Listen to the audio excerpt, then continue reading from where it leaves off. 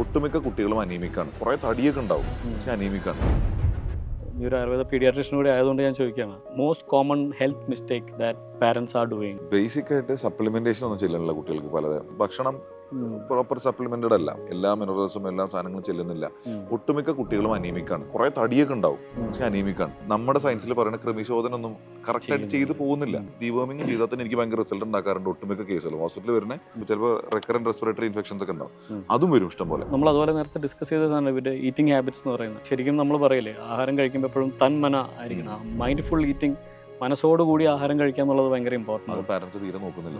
Tab നോക്കി ഇരുന്നാലും എന്താ കുട്ടി കഴിക്കുന്നില്ല എന്നുള്ളൊരു ടാബോ നോക്കി വെച്ചാലേ കുട്ടി കഴിക്കുള്ളൂ എന്നുള്ള പോലെയാണ്. അതൊക്കെ എനിക്ക് തോന്നുന്നു ഈ ലോങ് ടേം ഹെൽത്തിനൊക്കെ എഫക്ട് ചെയ്യുന്നുണ്ട്. അല്ല, അതുകൊണ്ട് ഒന്നും അബ്സോർബ് ചെയ്യണില്ല. കാരണം കുട്ടി ചവച്ചരച്ച് കഴിക്കുന്നില്ല, വെറുതെ വിഴുങ്ങാണ്, വേണ്ടത് എന്താ നോക്കുന്നില്ല. അത്രേ അവർ നോക്കുന്നുള്ളൂ പാരന്റ്സ്. എന്തെങ്കിലും ചെല്ലുണ്ടല്ലോ, അല്ലെങ്കിൽ കുട്ടി ഭയങ്കര തടിച്ചിരിക്കുന്നുണ്ടല്ലോ, ചവിയായിട്ടിരിക്കണ്ടല്ലോ. ചവയ്ക്കുക എന്നുള്ള സാധനം എനിക്ക് തോന്നുന്നു ദ ആർട്ട് ഓഫ് ചൂയിങ് ആ കുട്ടിക്കാലം തൊട്ടേ അങ്ങ് നഷ്ടപ്പെടുക. ഇപ്പം നമ്മളും ആക്ച്വലി നമ്മൾ ശ്രദ്ധിച്ചാലാണ് മനസ്സിലാവുക, നമ്മളും പലപ്പോഴും ആഹാരം വിഴുങ്ങുകയാണ് ചെയ്യുന്നത്.